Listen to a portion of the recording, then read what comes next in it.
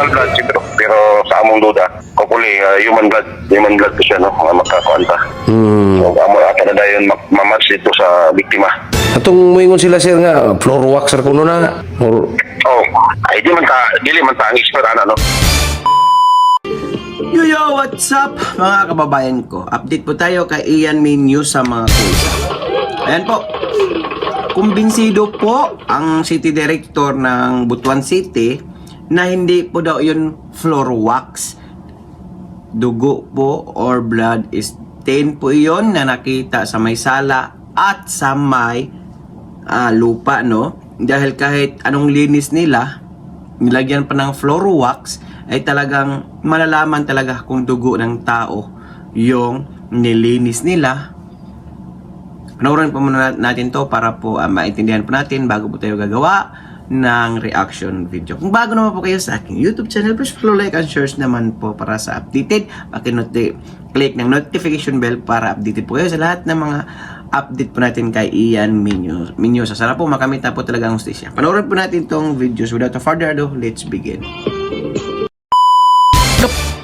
nga pagkapula ikumpara sa floor wax nga wala na sa floor bisag sa silong gani sa panimalay na nakita nga lama sa dugo nga daw gituyo nga gilimpyuhan gyud pag-ayo ang panimalay pero lahi tong ilang gitumbok nga dugo kaysa ilang tanaw bisag floor waxan pag maayo bisag kawayan ang sahog nga gibutangag floor wax pero bisan pa man niini nilutaw gyud ang lama nga lahi ra gyud nga pagkapula ikumpara sa floor wax nga wala na sa floor bisag sa silong gani sa panimalay na nakita nga lama sa dugo nga mo'y gi-examine pa karon sa kapulisan.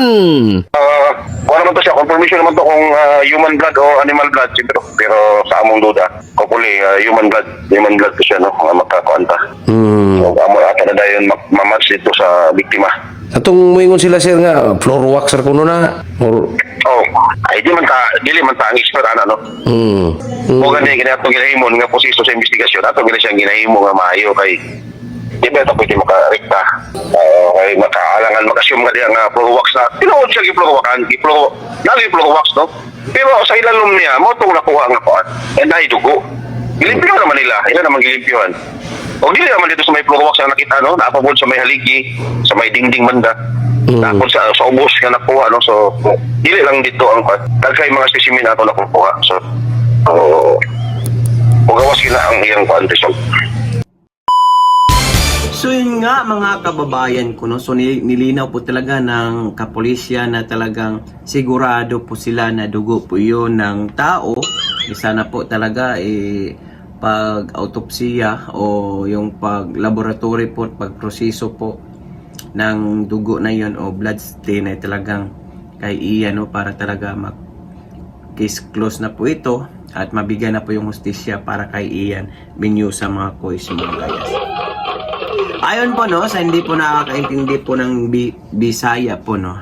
Ito, paliwanag po natin yung sinasabi ng isang police mga kois, mga police director ng Butuan City no. Sabi po niya doon na sigurado pong silang dugo yun ng tao. Dahil alam niyo naman po, nag-aaral po yung mga kapulisya natin no. Ano pala ito mga kois no?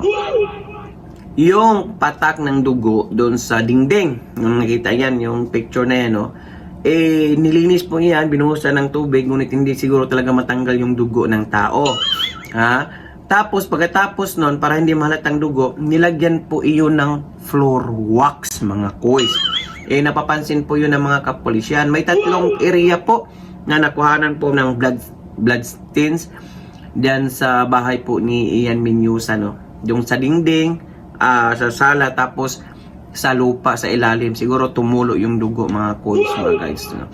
Sana po ito na po talaga yung kasagutan sa lahat ng nag-aabang, nagtatanong, humihingi ng hustisya para kay Ian Minyosa sa mga coach mga guys. No? Dahil mag-iisang buwan na po, halos siguro. Mag-iisang buwan mahigit na o sobra na po yung paghanap ng hustisya para kay Ian. Hanggang ngayon po ay hindi pa po malinaw. Mas clear na yan mga kois paglabas po ng laboratory doon sa blood stain na kinuha ng mga suko. Doon po kiniskis po nila Kasi alam naman po natin may mga high-tech po tayong kagamitan ngayon, no? Para malalaman talaga kung yan ay dugo ng tao o dugo ng hayop. Pero sa makakaintindi po natin sa sinasabi ni City Director Police dyan sa City of Butuan na talagang kumbinsido sila. Kumbaga 99.9% na dugo po talaga yun ng tao. Kasi alam nyo naman, ilang taon din nag-aaral po sila sa mga ganyang mga senaryo, mga quiz, mga guys. So today is Friday, no? Ngayon po ay isinalang po ng mga reporters yung magulang ni Ian Menyusa, dinala po sa Cagayan de Oro City, Mindanao pa rin yun, para po magpapasa ilalim ng lie detector or polygraph test, mga quiz, mga guys. Alam naman po natin, di ba? Kung sino yung nakapanood sa atin ito, nakafollow, kahapon po, yan po yung na-vlog natin na hindi po inaccurate yung magiging resulta ng lie detector test at hindi po ito magagamit sa mostly sa lahat ng korte dyan sa Pilipinas na bilang isang ebidensya dahil nga po ayon po sa pag-aaral ng siyensya na hindi daw ito accurate result dahil tama naman yun sinabi ng kapulisyan na kung sinungaling yung tao malalagpasan itong mga tanong na ito, mag-negatibo pa siya, mag-positibo pa siya dahil nga po yung lie detector test nagbabase lang po yan sa ating heartbeat, blood pressure, pinagpawisan, kinabahan. Paano na po kung kinabahan yung tao? So, positibo na agad. Paano po pag pinagpawisan yung tao? Positibo na agad. Kung sanay naman po yung tao sa pagsisinungaling, so walang matinong resulta. Kaya nga po, hindi po talaga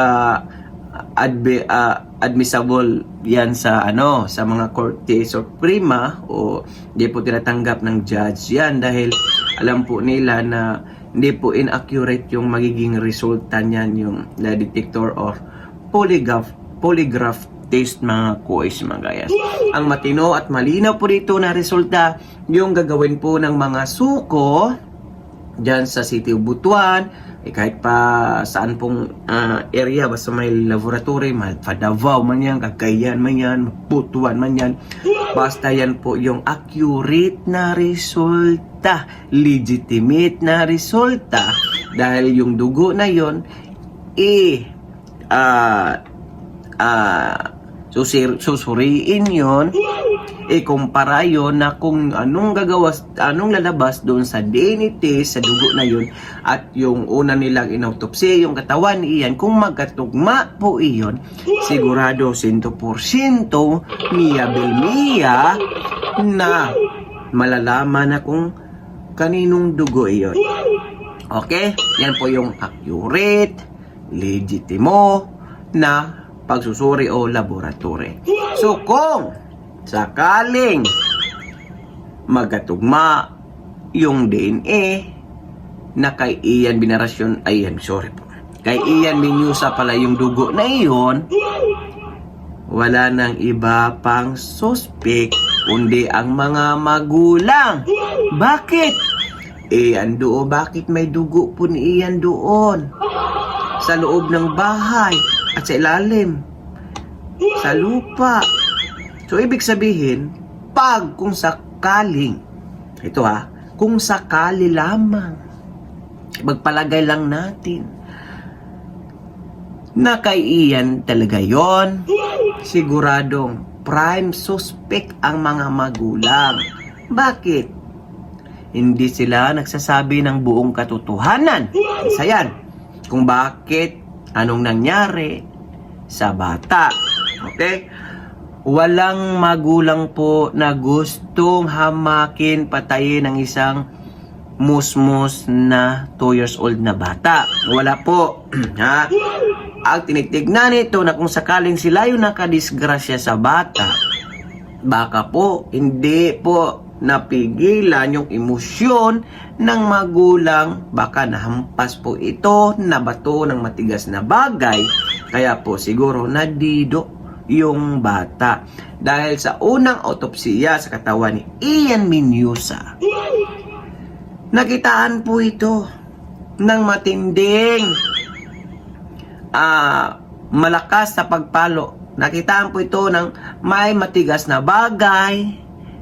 Di natin alam kung pinalo o binato dahil biyak yung ulo, basag yung muka ng bata. Ha? Isa lang po talaga ang inaantay na resulta para malalaman na matuturo na makukulong, mapupusasa na yung suspect. Ang resulta ng suko sa paglaboratory doon sa blood stain o patak ng dugo na nakita. Case closed na agad ito, mga kababayan ko. Kasi pag talagang totoong dugo ni Ian yun, Ian doon nangyayari sa bahay nila. Alangan naman kapitbahay o ibang tao pa yung pagbibintangan. Sila lang andoon sa bahay. At higit dito, nakakaduda, kahit sino naman po siguro, yung hindi po yung pabago-bago ang statement ng mga magulang sa interview ng reporter, ng mga kapulisyan, ng vlogger, hindi po consistent, mga kois, mga gayas. So, napagdudahan na siya doon. At naku, napakalaking kaso ito pag talagang hindi nila inamin tapos sila yung nakadali. Kasi niluloko nila, tama po yung sinasabi ni Konsi Kanoy, na parang niluluko na lang nila yung mga kapulisyan, yung mga barangay officials, mga kapitbahay, mga netizen sa paghahanap sa masukal na lugar na kung saan alam naman po nila kung ano pong nangyayari sa bata. Kung sakaling mapatunayan, At isa pa nakakaduda nito, mga boys, kasi may isang interview yung si Nanay Wilma na ang sabi niya, walang ibang makalutas sa kasong ito kundi sila lamang. So anong ibig sabihin nun? I think, mga boys, mga gayas, no, kung talagang totoong kaiyan yun na dugo tapos talaga sila yun na nakadali, natatakot po silang makukulong. Kahit na sabihing na disgrasya mo lang, nasobrahan sa pagdisiplina, natatakot po sila. Pero hindi po nila iniisip na mas malaki pa po yung kaparusahan na yung pagsisinungaling nila ay magdiskubre ng mga kapulisyan. Mas lalong madadagdagan yung kanilang mga kaso, mga kababayan ko. Kasi may cover up na sa pangyayari, sa paniluloko nila yung media, yung kapulisyan, yung taong bayan na alam naman po nila. Sana po, pagdasal po natin na pagresulta ng laboratory sa blood stain ay talagang may mananagot at may makulong na po. Pakikomento po. Mga kababayan ko, may isang alas na lang po talaga, no? Para makamit po ni BBI Ian Menyosa yung hustisya. Grabe, isang paraan lang po talaga o isang alas lang pong nalalabion na titira.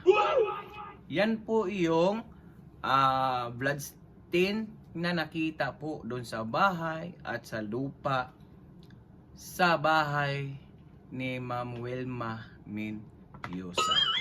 So grabe, no, how if kung talagang negatibo po iyon at hindi po yung dugo ng tao o dugo man ng tao ay hindi po magkatugma o magkamatch po sa DNA po ni Ian Menyosa. Mahirap po.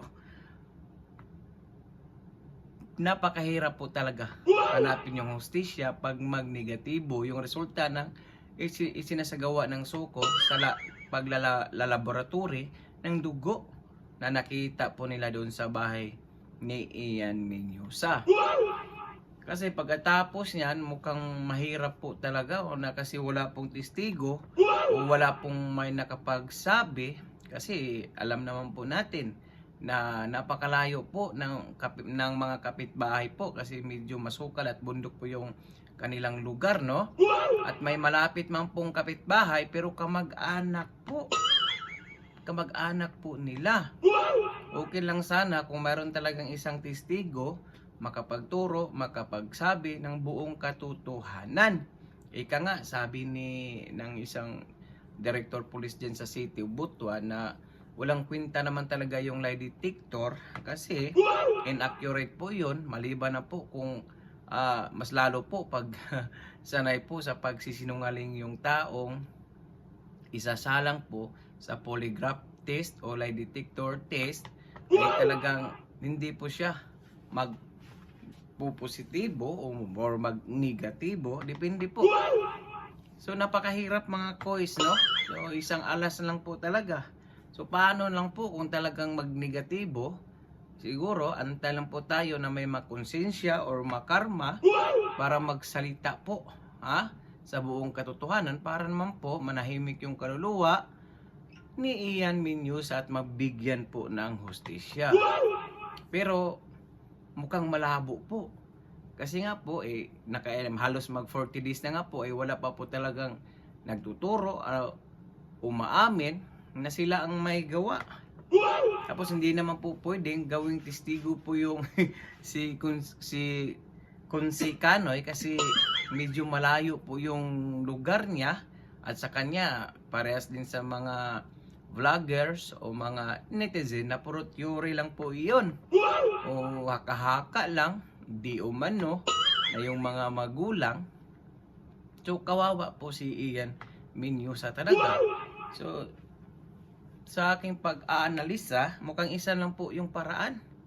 Ito na po yung nalalabing alas po para po mabigyan ng hustisya itong gagawing laboratory ng suko sa blood stains na nakita po nila sa dyan sa sala, dingding at sa lupa. Puwin po, yung sa lupa, puwin po doon sa taas kung saan may nakitaan po na di umano.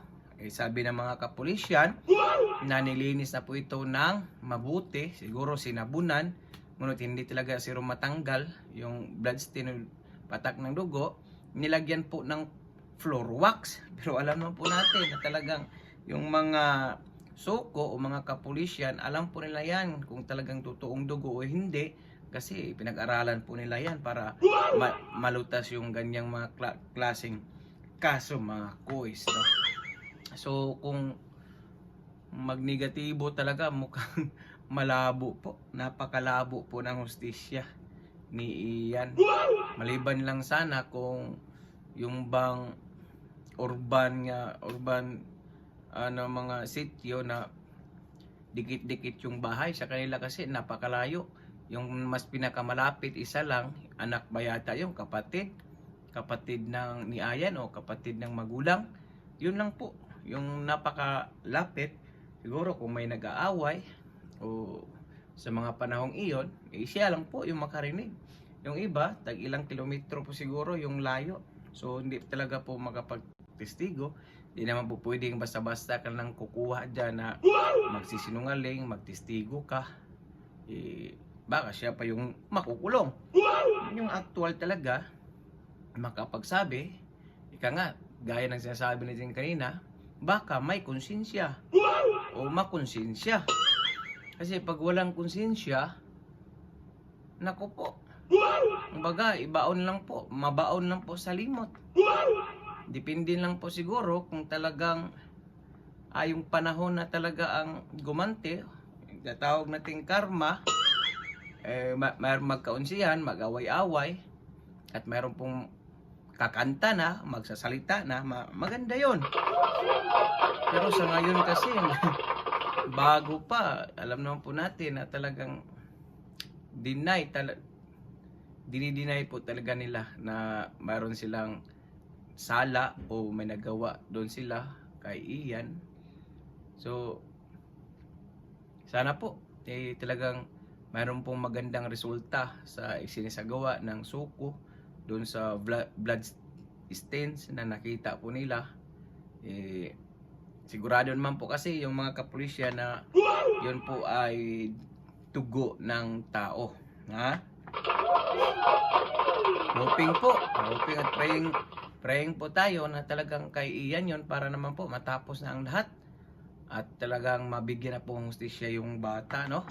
Kasi mag-isang buwan na po kasi mula nung halos na po mag-isang buwan mula nung nawawala po si Ian, isang buwan na yata, no?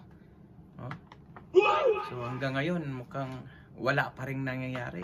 Hindi naman po natin maasahan yung isinasagawang polygraph test o lie detector test doon sa kay Senator Raffy Tulfo dahil kahit ano naman pong resulta noon ay talagang hindi tatanggapin ng korte po yun. Ha? Hindi po yung tatanggapin ng korte bilang isang ebidensya. Alam naman po natin, si Senator Raffy, bago nag-senator, reporter, vlogger yan.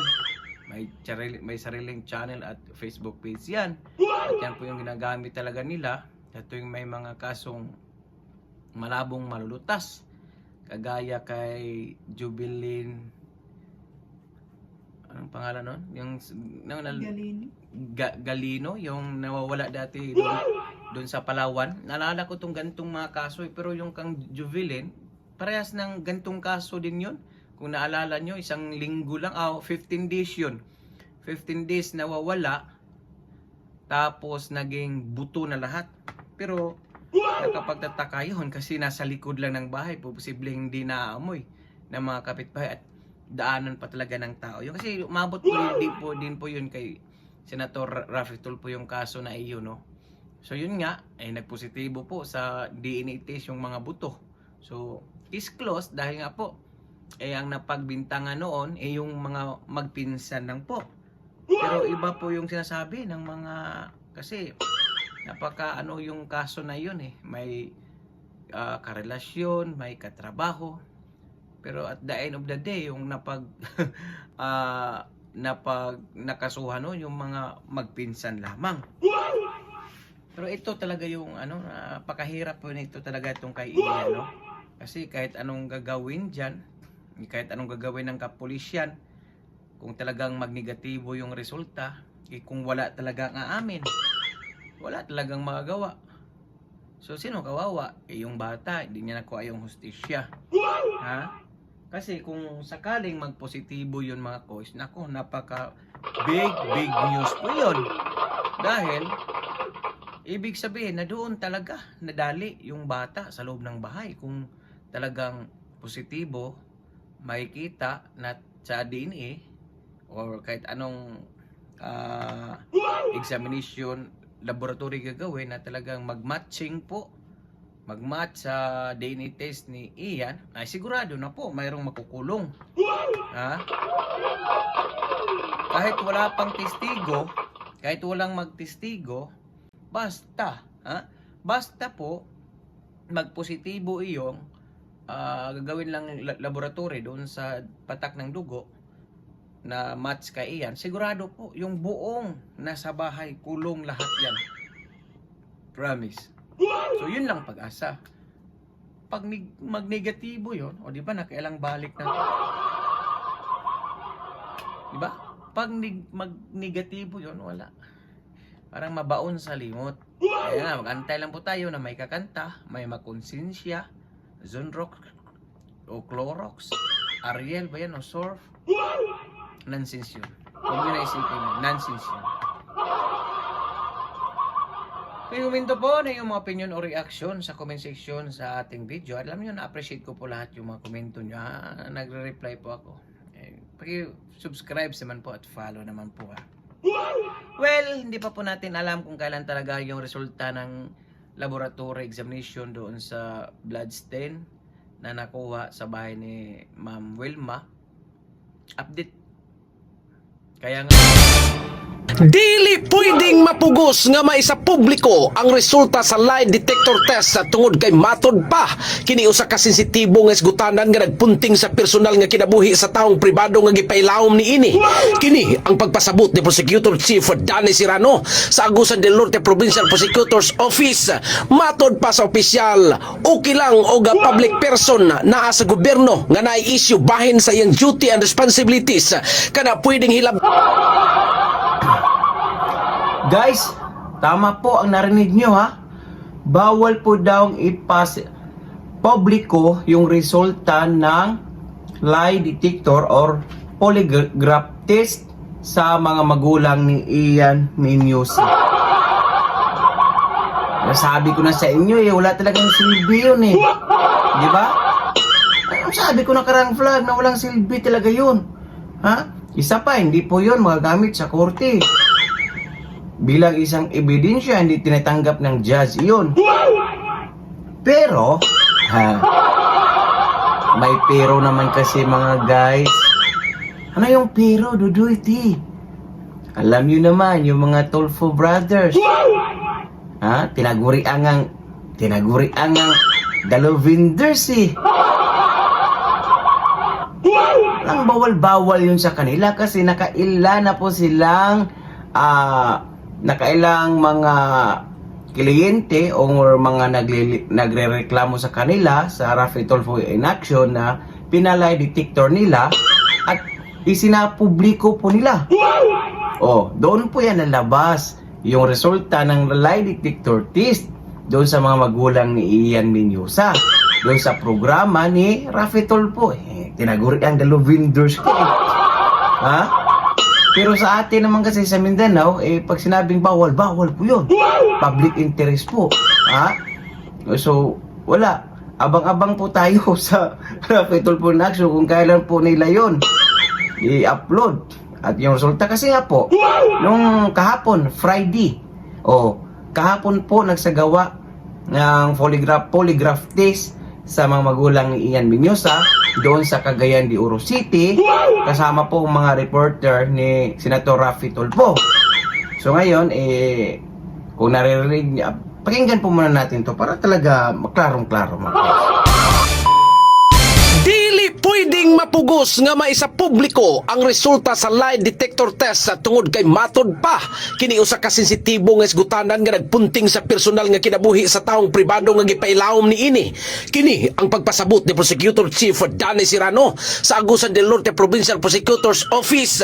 Matod pa sa opisyal, okay lang og public person naa sa gobyerno nga na-issue bahin sa iyang duty and responsibilities kana pwedeng hilabtan kay subject man ni sa public criticism opinion.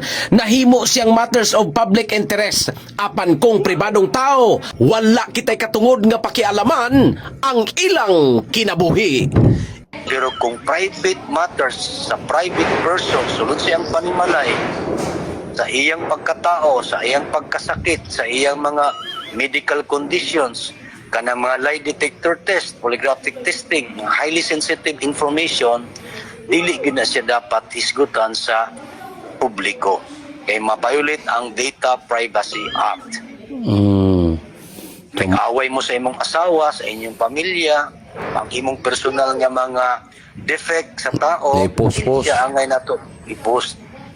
Kung moingon ta nga kaning tawhana kita ako way sa tuli, ayaw ng personal, highly sensitive matter sa pribado sa pagkatao. Klarong-klaro, sa hindi po nakakaintindi ng Bisaya, sabi po ng isang attorney, judge, na bawal po daw isa publiko. Public interest po daw.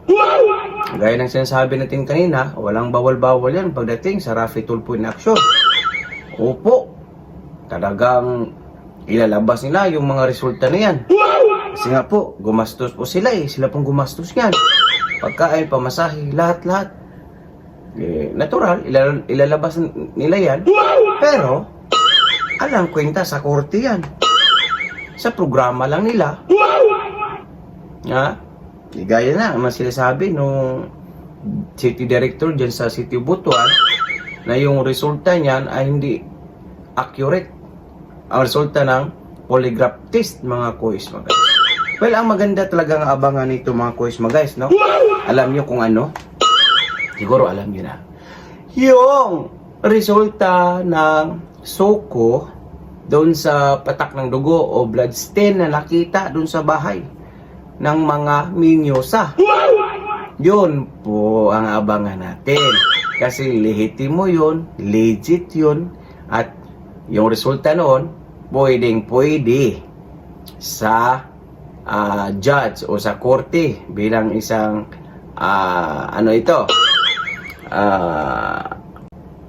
bilang isang ebidensya.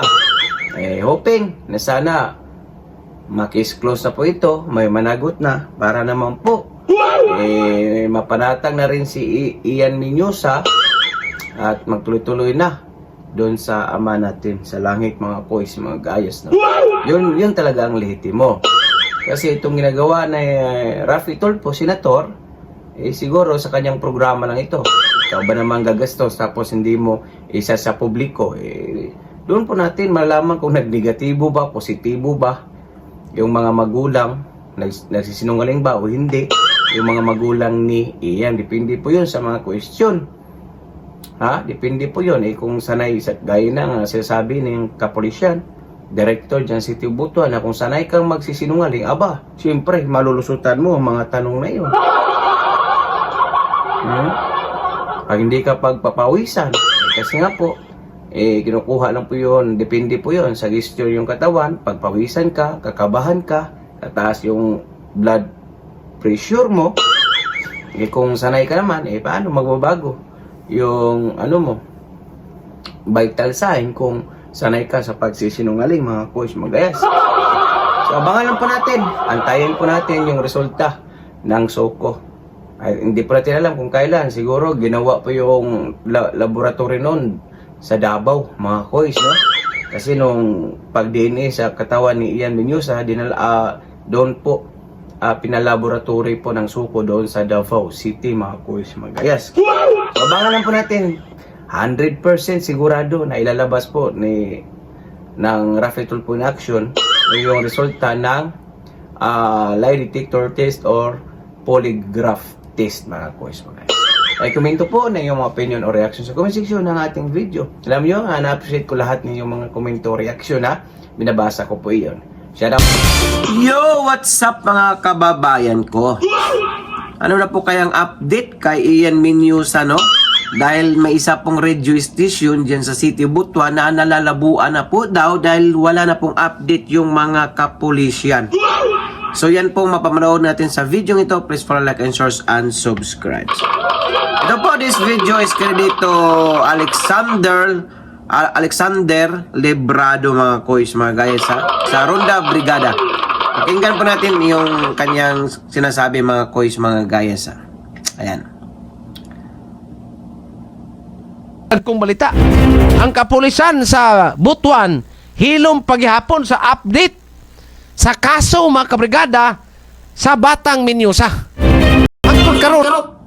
Ayan po, sabi po niya, ang kapulisyan po daw sa Butuan City ay tahimik po daw sa update o pangyayari. Kung may hustisya ba daw ito si Ian Mendoza, no?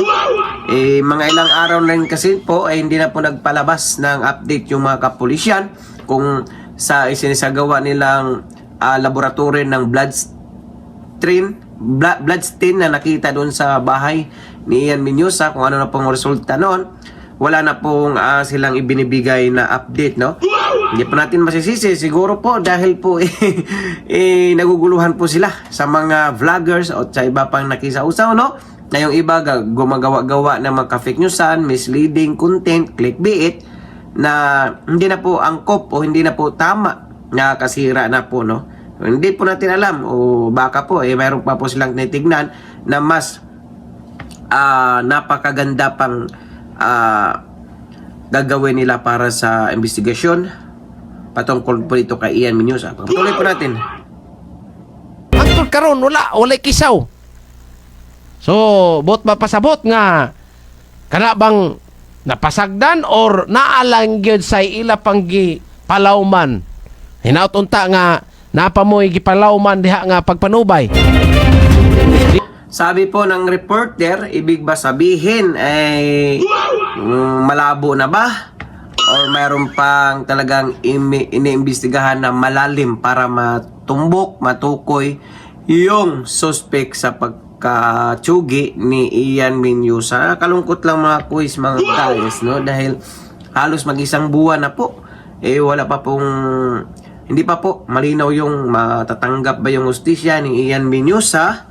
O baka makalimutan na po, no? Kasi mahirap din naman po gagawa-gawa ng yung mga kapulisya ng mga kaso o magtuturo ng suspect na hindi naman po talaga kawawa naman po talaga. Patuloy po natin. Pili unta ingon nga ni undang na kay wa nagi paglaom. Ora gini atong gipangina. Sabi ng reporter, sana po talaga hindi po itigil yung excuse me po, itigil yung investigasyon dahil wala nang paglaom o pag-asa sa justisya ni Ian Mendoza. Tama naman po. Ay talagang siguro I think na hindi naman talaga titigil yung mga kapulisyan hanggat hindi po natatanggap ni Ian Mendoza yung hostisya. Dahil kawawa po yung bata, mga kois, mga guys. Naot nga unta ang kaso sa bata dili undangan. Pero wa mo gyud po tay mahimo og wala gyud do. Lisod po. Sabi ng reporter, hoping na talagang hindi po mapag-iwanan yung kaso ni Ian Mendoza at makakamit po yung hostisya para sa bata kasi walang kapuwang-puwang yung bata, mga kuys, mga guys, na marami din namang talagang nagsasabi na imposible daw, hindi alam ng magulang. Wala pa tayong magagawa hanggat wala pa pong suspect, wala pa pong umaamin, wala pa pong testigo, hindi po tayo basta-basta makapagbintang sa mga magulang ni Ian Mendoza, mga kuys, mga guys. Dapat talaga idaan po sa legal na action, para po talaga matumbok yung totoong salarin o suspect na gumawa sa karumal-dumal o heinous crime kay Ian Mendoza, Lisod ato pamatyon tanang mga ato ng pogso ng pagtuokon tanang mga tao diha. Sabi ng reporter, mga kois, mahirap naman daw na sakalin at tsugiin yung mga tao dyan para umamin lang talaga sila. Tama naman po kasi hindi po basta-bastang ganun na kaso, mapagbintangan ka na ikaw yung gumawa, murder, tapos gawa lang pala na mga ebidensya. Mahirap po, kawawa po. Kaya hindi po basta-basta yung mga kapulisyan dyan na gagawa-gawa po ng kung sino ang suspect. Talagang iniimbestigahan po nila. Talagang dinadaan po sa tamang proseso. Pwede ato na silang pang pitlokon kaya arong atong pogso pa witness. Unya guagyod.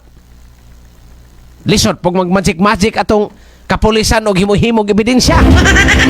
Ayan, sabi po ng reporter, diyan man pwedeng sakalin mo yung mga tao dyan at gagawa-gawa ni yung mga kapulisyan ng mga suspect na hindi naman sila talaga ang gumawa. Gaya na sinasabi rin kanina na talagang idadaan po sa tamang proseso para po managot yung tamang tao kung sino pong gumawa sa karumal-dumal na yun, mga kois. Wag tay mahimo og wala gyud. Mahimo og wala gyud. Ayan, sabi ng reporter, pag wala naman talagang makikitang ebidensya, wala talaga tayong magagawa. So, walang makukulong. Ang ibig niya sabihin, kasi hindi naman po basta-bastang manghuli yung mga kapulisyan natin sa City Butuan kasi mga matitinong mga pulisyan hindi nila basta-bastang magturo, manghuli, magtanim ng mga suspect, ng mga ebidensya para may masabing may suspect na. Hindi po, mga matitino po yung mga kapulisyan natin dyan sa City of Butuan. Tayo lang po natin na may kasabihan nga na may walang usok na hindi talaga lalabas talaga yung katotohanan. Yan po ay pag-pray po natin, na sana po mayroon na pong umamin man lang, mga kois, o mayroon po testigo nga makapagturo. Kahit na nga po nagbigay na po ng kalahating milyon si Raffy Tulfo, senator, kung sino yung makapag turo sa suspect, pero hanggang ngayon wala pa rin po kasi nga po kung pasilin nyo naman yung bahay doon, masukal po yon, isa lang yung kapitbahay, tapos anak ba yon o basta kamag-anak po ng nila Ian Mendoza, at saka yung resulta po ng lie detector test ay klaro naman po, sinabi po ng isang abogado dyan sa City of Butuan na hindi naman po basta-basta yun na ipalabas hanggat hindi po papayag yung mga taong napasailalim ng laboratory ng polygraph justice gaya ng mga magulang ni Ian Menusa na si Ma'am Wilma at si Sir Junre na nagsumay sa ilalim po ng lie detector. Hanggat hindi po sila pumayag na ilabas sa publiko yung resulta, wala po tayong mga gawa, mga kuis, mga kayas. Well, siguro alam nyo naman yung mga tolfo walang bawal-bawal sa kanila baka ilabas po nila yung resulta kasi nga po pinagagastuhan, gumagastos po sila noon, mamsahe ng mga reporter, ayan, accommodation, pagkain, plane ticket, saka yung bayad ng paglalay detector. Siguro po ilalabas po yun sa Raffy Tulfo in action. Bangalan po natin doon siguro mga kuis, mga gayas, at hoping at praying pa rin tayo na talagang makamit po ang hustisya ni Ian Menusa mga kuis, kasi kawawa naman talaga mga kuis, mga guys. At dahil yun lang po yung update natin sa araw na ito. Umabot naman kayo sa dulo nating video. Please like and share and subscribe sa ating Facebook page at YouTube channel na Dudoy T, at sa ating Facebook page official na Dudoy T 2.0 YT. So for now, I'm gone. God bless you, peace. Bye-bye. Ingat po kayo lahat. Kung balita, ang kapulisan sa Butuan hilom paghihapon sa update sa kaso mga kabrigada sa Batang Menusa. Ang karon wala kisaw. So, bot mapasabot nga kana bang napasagdan or naalang gyud sa ila panggi palawman. Hinautunta nga napamoy gipalawman diha nga pagpanubay. Dili unta ingon nga ni undang na kay wa na gipaglaom. Ora gini atong gipanginaot nga unta ang kaso sa bata dili undangan. Pero wa mo gyud putay mahimo og wala gyud do. Lisod po ato pamatyon tanang mga ato ng pogso ng pagtuokon tanang mga tao diha. Mapupwede ato na silang pang pitlokon kay arong atong pogso pa witness.